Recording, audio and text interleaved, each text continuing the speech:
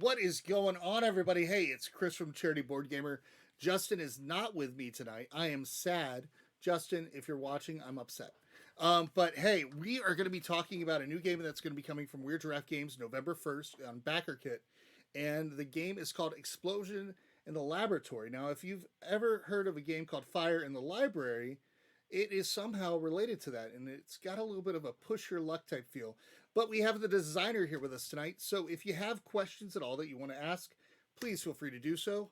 I'll get a few second pause and I will do all the things that Justin tells me to do because he wrote the script just to make sure. And don't forget, we have our surprise top five, which will be right after we have a little discussion about Explosion in the Laboratory or Laboratory, however you like to say it. So, on that note, here we go.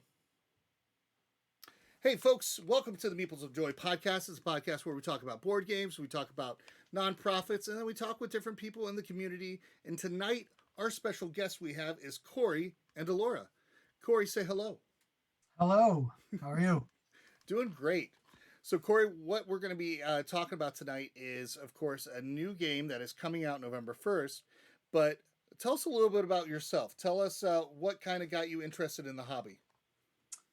Well, I mean, I think like most people, I've been playing board games since I was just a wee lad. Getting into games that, some of the ones you like the original Fireball Island Mm-hmm. or Hero Quest, getting a little bit older. And then obviously everyone kind of, played Monopoly. I played some of the trading card games, probably not the ones that are popular. I actually wasn't a Magic player. I used to play the Star Wars customizable card game way back. Although I want to say I probably collected them more than played it. I think I just liked owning all the cards.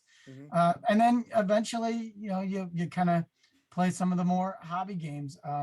At work, a group of us would play some games. I played Loot a lot at work with some Mm-hmm. friends. And eventually, I got into designing it. I always, even when I was little, did my own little designs. Obviously, they were no good, but I was playing around with it. And as I got older, I kept doing it and getting better at it, and hopefully really good at it. Now, have a couple games coming out, including Explosion in the Laboratory. Nice. Well, very awesome. What made you decide? Okay, now you said you were designing at a younger age, and you were just like, and these things, of course, were not the greatest. But what made you decide to keep pursuing it?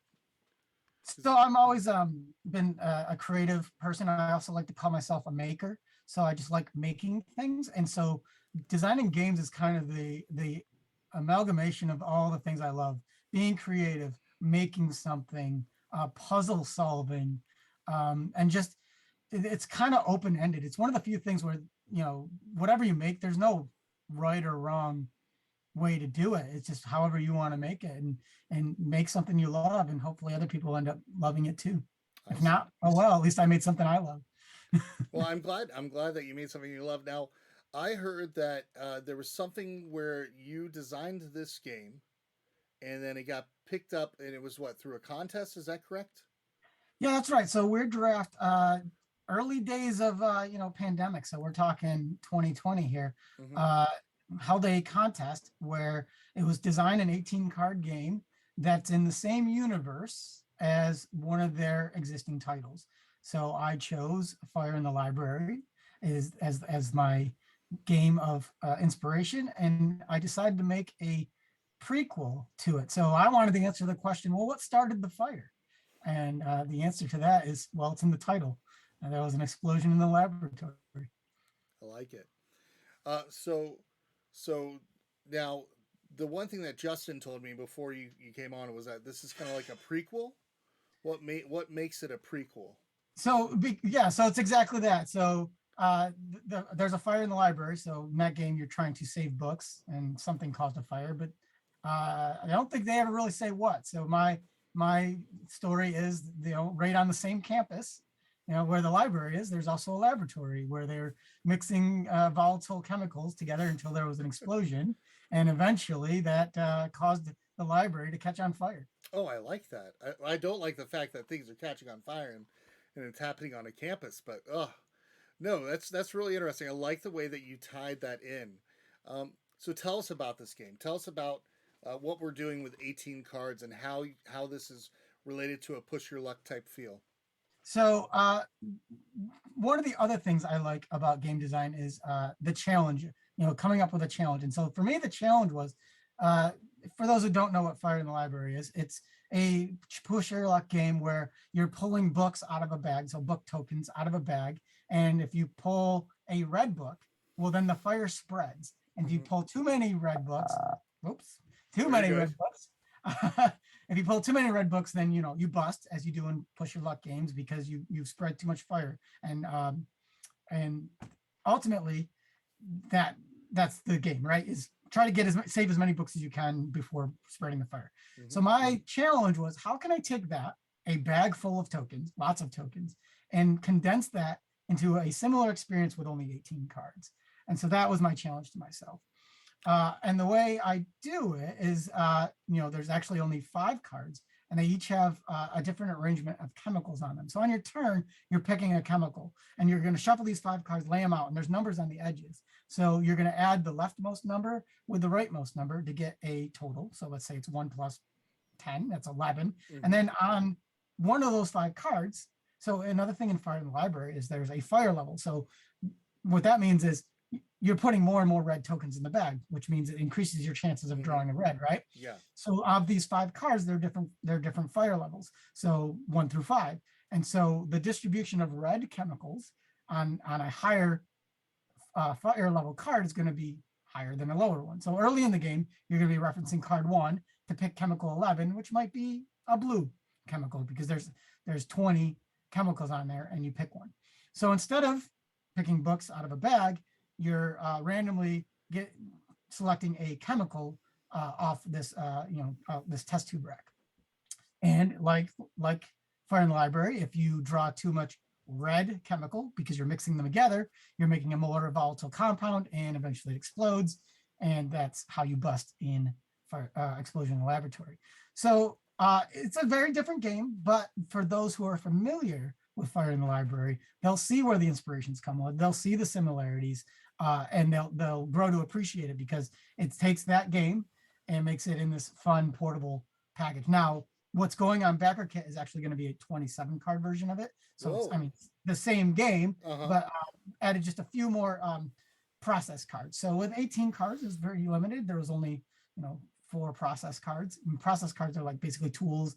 When you bust, you get one, or there's other ways to get them too, but they can like help you, do better on your next turn, score more points, various things. And so we were able to add more of those cards to the game, among other things. So it makes it just a little bit bigger to get kind of really flesh out the game and take it to that next level.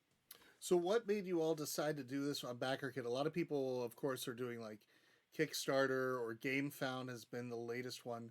What was the decision on BackerKit? I'm not sure I'm equipped to answer that question. That's you'd have to ask the publisher. Oh yeah. There's various reasons. Hmm.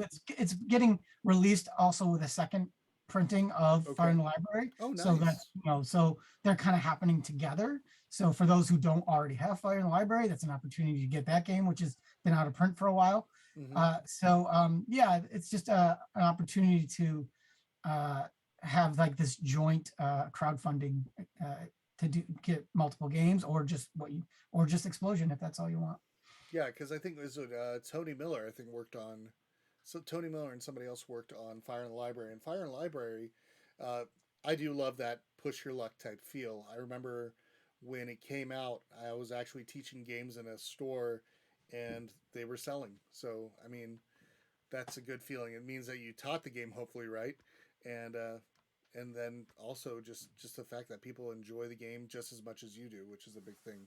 So I'm very much intrigued because I like the fact that you're going to a card style. I love the idea that you're actually having it then lead to Fire in the Library, which that's really neat because you've got those cards and that's what it is, and then it's now going into this basically a book because that's how Fire in the Library is for anybody that's played that. You open up the book, and then you have like a bag where you're going to go ahead and you're going to draw out those little blocks, and when you draw out those little blocks, you have to decide if you're going to stop or keep going. And like you were saying, more blocks keep going in that are fire. And so after a while, you have to think statistically how many of these fire blocks are in here, and is there anything that I can do to negate that? So my question for you then is, if I'm able to negate the fire in the library, is there ways with cards that you can dissipate the fire and kind of stop that at all? So there's not exactly that because, I mean, similar. There's those process cards that I mentioned, and there's some that say, okay, I mentioned how if you draw too many red chemicals on your turn, you might explode. There would be cards that say, okay, ignore the next red that you pull instead of, normally you explode, or you get to choose what the next color you pull is. Um, uh, and so in Fire in the Library, you're drawing books.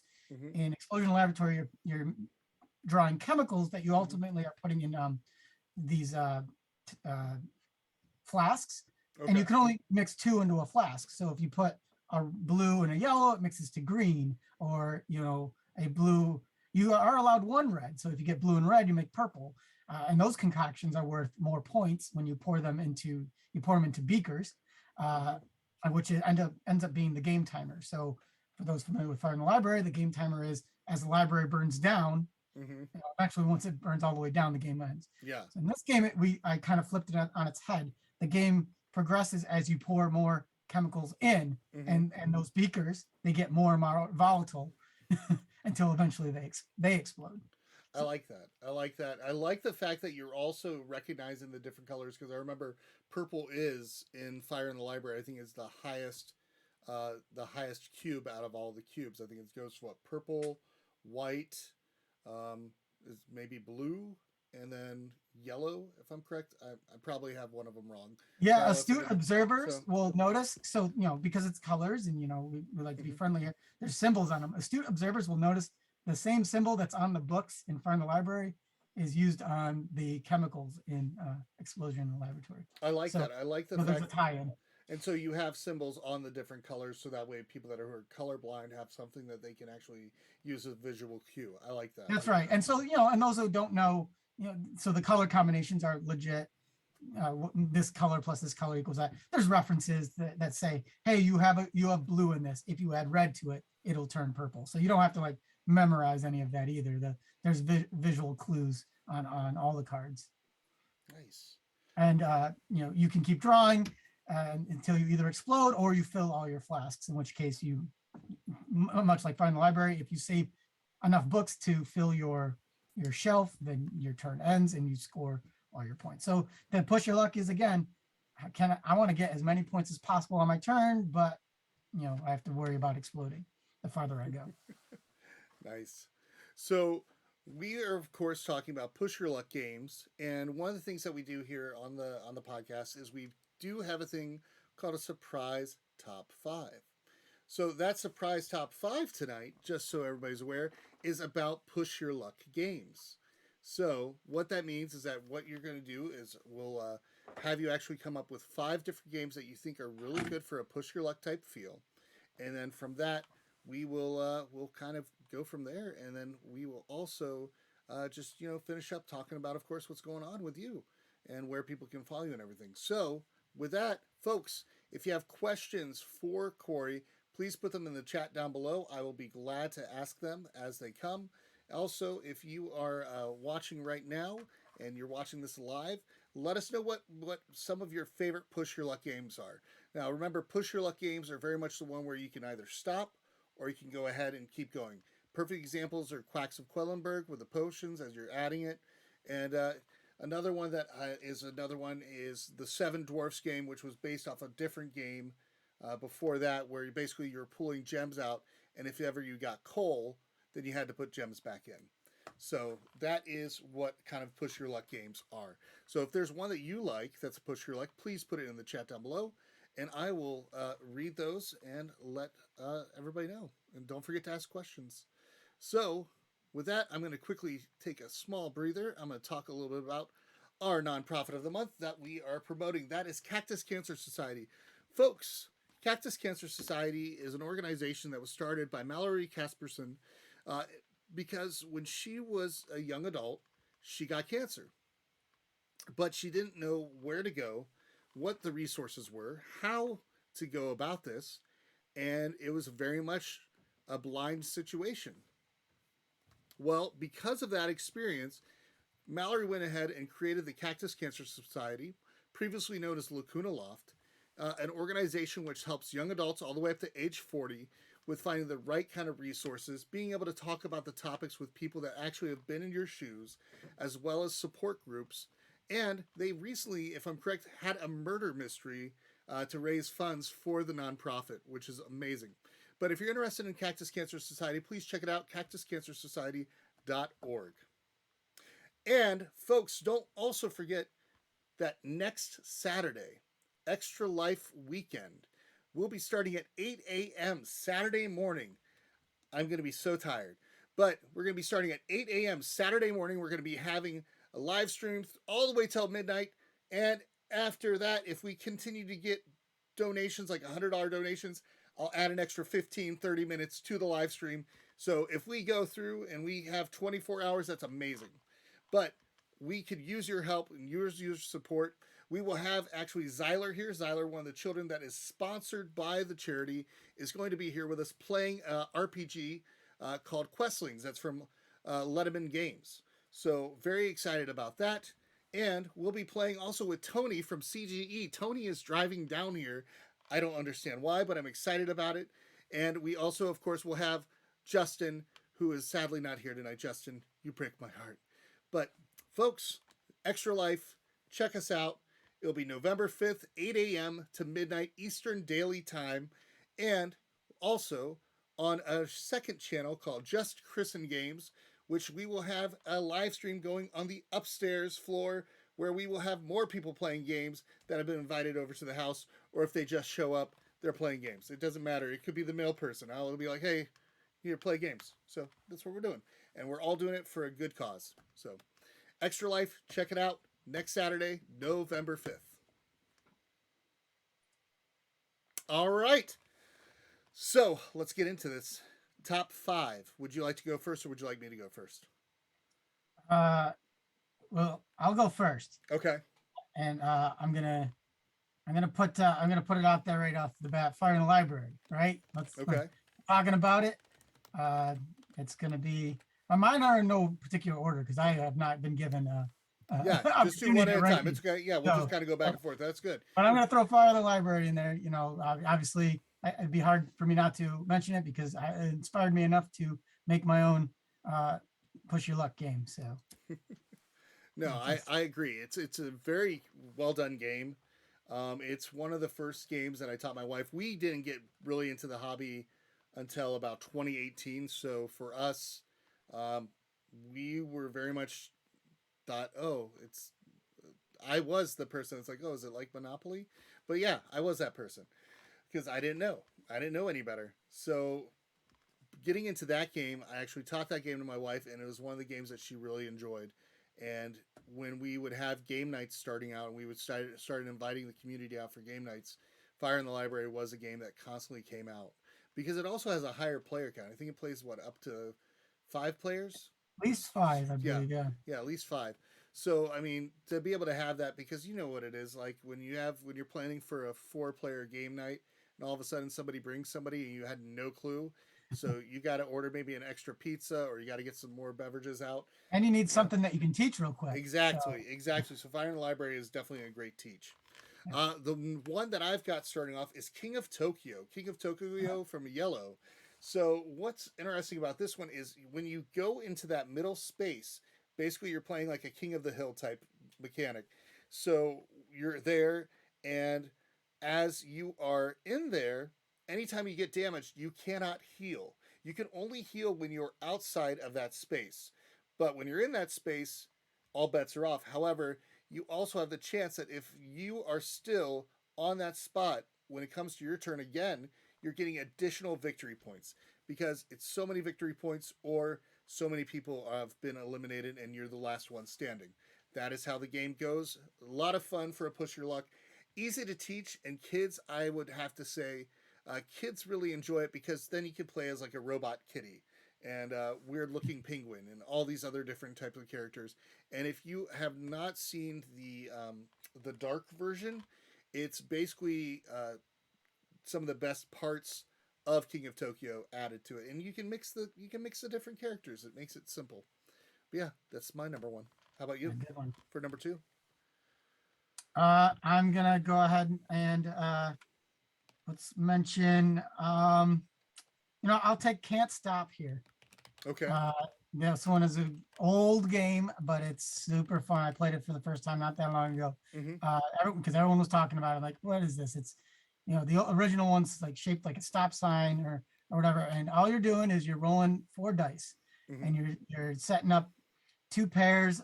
You put them in 2 pairs to whatever their total is, and then there's tracks 2 through 12 on the board, and so whatever numbers you pick, you're going to move those tracks, and you can have up to 3 tracks going at the same time. So the push your luck element is once you get 3 tracks going of whatever those numbers are, you have to roll one of them again to keep going. So if I have 7, 8, and 12 moving, well, when I roll again, I'm going to have to, in some combination, have at least a 7, an 8, or a 12.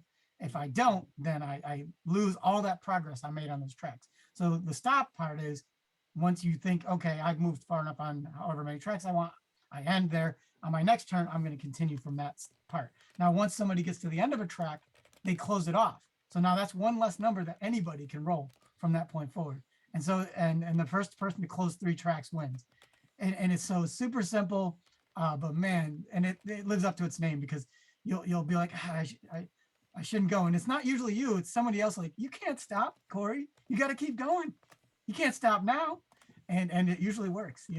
People get goaded into keep going and then they bust. It's a hilarious good time. I'll have to check that out. I have not played Can't Stop, and I've been hearing about it a lot again. I don't know what's brought that back out, but a lot of people have been talking. Yeah, for some reason it's getting hot again. I think it's because it was re-released by Bezier Games Okay. not too long ago, Hmm. and so maybe that's why it's getting traction again. I like it. Well, my next one for number two is a game called Strike. It's from Ravensburger. Strike is a very simple game where you're basically rolling dice in an arena. If you roll and you get an X, guess what? That dice is out of the game. Basically, it's called a strike. And then you can continue to roll dice into the arena, trying to get matches. Anytime you get a match, you stop there, you pick up the matching die, and you then go on to the next player. But at some point, there's a chance where there's only one die in the arena and somebody rolls a match. Well, guess what? All the dice is out. That means that the very next player has to roll all of their dice in. So you're never too sure if the dice is going to roll in your favor. It has a really nice kind of like ridges around the arena, so you can kind of try to do trick shots and things like that to knock dice around. But it is very much a push your luck game, but a lot of fun. That is Strike from Ravensburger. Yeah, that's one I haven't played. I've seen a lot. It's one of those ones that gets rethemed a lot too, Mhm. right? There's like different themes of it. Oh yeah, I yeah. I mean, what do you go to Gen Con, right? You went to the past one, yep. So Gen Con, you need to come out. Um, was it Rolling Dice and Taking Names? They do a giant strike tournament each year, and you just basically go out. And then what they had one at Tantrum Con that I did, which was crazy because the people that won at the different tables then had to do a moon pie eating contest, and moon pies are dry as can be. So, and then you had to drink a whole cup of RC cola. So I did not eat all 6 within the time. I didn't even finish one until it was over because I'm not a moon pie fan. Sorry. Yeah. So very cool. How about you? What's your next one? All right, next, let's go with No Thanks. Okay. So No Thanks is another simple game. Now this is a game that you can play super high player count and can basically pull anyone in, and it's amazing. It's so simple. So basically, you have a number of cards, and you have beans, and so a card will get flipped up, and there you'll be asked, well, do you want that card or not? And if you don't want it, you put a bean on it. You say no thanks and put the bean on it, and it's going to go around the table until someone eventually says, I'll take that, or they have to because they run out of beans. But a lot of times a lot of beans on it will mean you get those beans. So, and beans are good for saying no thanks in the future. So ultimately, what you're trying to do though is you're trying to get a run of cards, and your score is only the lowest card in each one of your runs. Really? So the push your luck part is like there might be a 23 out there that nobody wants because that's a high number. Uh, but I already have a 21, and I know nobody else wants that. So I might put a few beans on it, hoping to kind of get other people to add more beans to it before I finally take it on purpose. Because all I need is that 22 to complete the run, and then it doesn't even matter. Those aren't even points against me anymore. So it's just this mind game.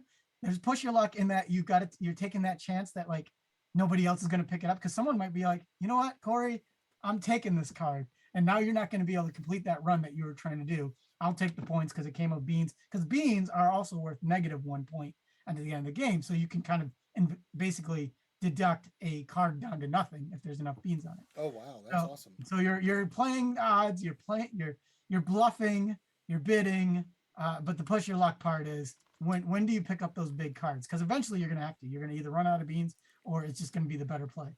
And it looks like Black Bernie and X says, I own 4 copies of No Thanks. It's so good.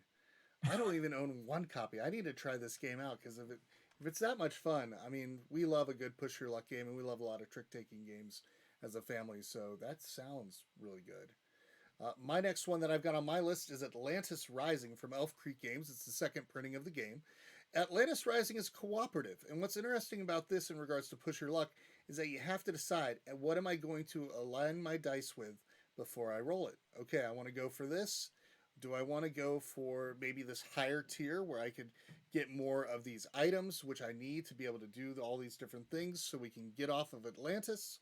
Or, am I not going to roll it like that? Am I going to, sacrifice a die?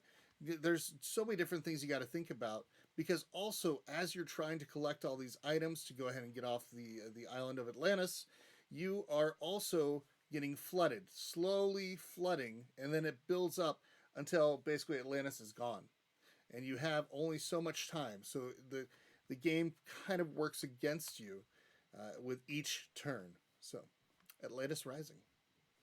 You ever That's played that one?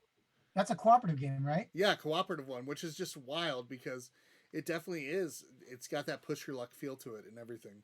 So Yeah, I haven't played that one either. Yeah, you keep catching me with ones I haven't played yet, but that one I want to play. Yeah, for sure. I've seen it's so it. good. I just haven't come across it anywhere where I've had an opportunity yet. Mm-hmm. All right, what's your next one? Well, let's go with Celestia. So this one is a push your luck game where each turn a different player is the captain of a boat, and they basically have to they'll draw like roll a die, and it says they have to play these. I think it's dice. They have to play these cards that match these symbols from their hand, and then all the other players are like crew of the ship, and they basically they're waging whether they think the captain's going to be able to pay that debt or not. If they think they can, they're going to stay on the boat, and the farther the ship sails, when you ultimately decide to get off, the bigger the reward. But if you stay with the captain and they're not able to pay that cost, everyone fails. They're thrown overboard and they get no reward. So you got to decide when you're going to hop off and take whatever, because there's different cards the farther the boat goes. You're going to decide when you're going to hop off to get the reward, or are you going to ride with that captain and try to see how far they get before you get off and get a bigger reward. And everybody takes turns and ultimately trying to get the most points based on how far you go down that trail. Nice. This is another one that I haven't played. I need to go to my game store later and just be like, I want to try Can't Stop. I want to try No Thanks. I want to try Celestia. So yeah, those all sound a lot of fun. My next one that I've got is Deep Sea Adventure from Oink Games. Okay. Deep Sea Adventure, one of those ones where you can go so far if you want to, but once somebody goes back to the submarine, then oxygen starts running out, and you may not get the treasure that you wanted because you have good chances of getting better treasure the further away you go, but you have to somehow get back within so many spaces. And if you don't, guess what? You're not breathing. It's plain and simple. But I like that game just for the aspect that you can push yourself as far as you want to, but there's always that chance that somebody is going to go back early, and then you're going to be very upset because it's like I picked up this really good treasure, and now I have no oxygen. So yeah. That one I have played. Oink Oink Games. They're great. They make some good games. Oh yeah, I mean Scout is one that That, just like I'm playing a lot of Scout lately. yeah, and I Yep. think they also did what Fake Artist Goes to New York, is that right?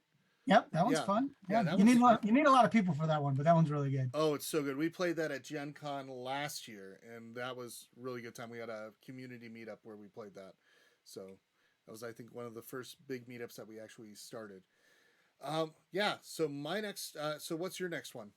So I'm surprised you haven't said Quacks yet, but I'm not going to say it because I want to give shine a little light on like what I like to call is like super light Quacks. It's basically so I have young kids, and so this is a game that you can play with young kids that still can be a lot of fun as an adult. It's called Creatures and Cupcakes, Okay. and similar to Quacks. In this game, though, you take turns. You're drawing these cupcakes out of a bag, and if you get the wrong color cupcake, you explode and you bust. But for every color cupcake, you get to move these animals, the creatures, down these tracks, and it's silly fun. The kids can get on it, although they like to cheat. You got to watch them, make sure they're not looking in the bag. But it's kind of a nice lighter approach where any age can play it. It sounds like a lot of fun. What's the age range of the kids? Well, back when first started playing this, I'd say they were like 6 and 8, 6 and 10. Yeah. Yeah. Nice. Yeah, it's always interesting to find right games for the kids because, and then they become more gamers, and you're like, why am I losing at this game? I don't want to lose at this game, but like kids catch on very quickly on strategies, which is amazing. Never play social deduction games with kids because they're stone cold killers. That's what I can say about my youngest. So, True. oh gosh. My last one is going to be Cinder. Cinder is a hilarious game from Smirk and Laughter. That is the other side of Smirk and Dagger. But the great thing about that game is you are looking for love in all the wrong places. Yeah, because you are trying to find that relationship with that one dragon that you may want to slay one day. But you know what? You got to at least court them and take them out to different places. And it's just crazy because you're looking at these little locations like Yelp reviews almost. And then these dragons have dating profiles. And the first time we played this with Play the Game, which originally was Kids Playing. We played it with Daniel and Allison. They came on the channel. And they played as a unicorn. They played together as a team as a unicorn named Kevin. And Kevin was a player. Oh my gosh. So just got into a wild game. But what you're doing is then you're actually rolling the dice. You're trying to basically succeed on your date. Or what could happen, you could get burned, which is not good. So it's a very interesting take on something like Tinder, but instead it's Cinder. It definitely has a cleaner humor to it. A lot of fun, a lot of laughter. And that is Cinder from Smirk and Laughter Games. So, yeah, I like that list. So now I have to look up 4 games later. Can't Stop sounds interesting a lot. No Thanks. No Thanks almost when you're talking about it, almost gave me like a For Sale feel, but opposite with the numbers and stuff. And then Celestia just sounds interesting, but Creatures and Cupcakes just sounds so cute. Like this would be one that I would love to probably teach some of the kids that we have come to our game nights once in a while. But that's Yeah, it's definitely approachable for the kids. They get into it. Black Bernie and X said, I'm definitely going to pick up Explosion. That's awesome. Thank you very much. Black Bernie and X, I want to say also thank you for following. Also, Unbirthday Angel, thank you for following as well. But yeah, Corey, where can we find more of your designs, or where can we find you maybe on social media and stuff like that, so that way we can follow what you're working on? So I go by the handle because I self-published a couple games early on under the name Concept Medley Games. So you can find Concept Medley on Facebook, on Instagram, on Twitter. There's a website, conceptmedley.com. Hmm. I have a few designs on PNP Arcade. So the print and play arcade. I have a couple of designs on there that you can download and print and play. Game called 27 Panic, uh, a game called Stunt Kites, and also a game I co-designed called Capital Vices that was kickstarted in 2019. So those are games you can see. And then at PAX Unplugged, I should have a game getting soft released called, again, co-designed with co-designer Donnie Coleman, Hmm. called Mission Control Critical Orbit. It's getting soft released there. It's also on pre-order now from Third World Studio at their website, but for retail release next year. It's a, see if I can get all the words right. It is a cooperative, asymmetric, uh, real-time roll and write. Okay. So one Interesting. player plays what's called the Ethernaut, that's trapped in space, running out of oxygen, Hmm. and they're rolling dice and solving a puzzle, while the other players are mission control members. They each have a unique roll and write puzzle, so they use the same numbers but to solve different puzzles to try to help that astronaut or Ethernaut restore oxygen. And if they do within 20 minutes, they win. We had a demo setup of it at Gen Con. It was a blast. Yeah. Were you doing it in like the Unpub room, or what were you? Where were you doing? No, it was on the floor, Okay. yeah, the show floor. Yeah. So we had like a giant setup of it at the time where people could come on. We had, and people were like dressed up in Ethernaut, like astronaut suits, demoing the game. Now I remember that. I remember seeing that. That's craziness. That's wild. Yeah. Yeah, Gen Con, it's like Gen Con, just so if you know, folks, if you're going to Gen Con, make sure you plan out the time that you're going to be in the main hall and plan an extra 2 hours to it, because the time it takes to go through it properly and be able to see everything Sure. is going to be some good time. But yeah. Yeah, and of course, I got to mention, Explosion in the Laboratory on Backer Kit, November 1st. Mhm. Yeah, you better. It's your game. That's right. So if you like Push Your Luck, if you like micro game or not but smaller games, portable games, if you like Fire in the Library, if you're in any of those categories, I think you'll really enjoy this game. Awesome. Well, folks, we're going to go ahead and wrap it up. But first, I want to go ahead and read another one of the things from one of our guests.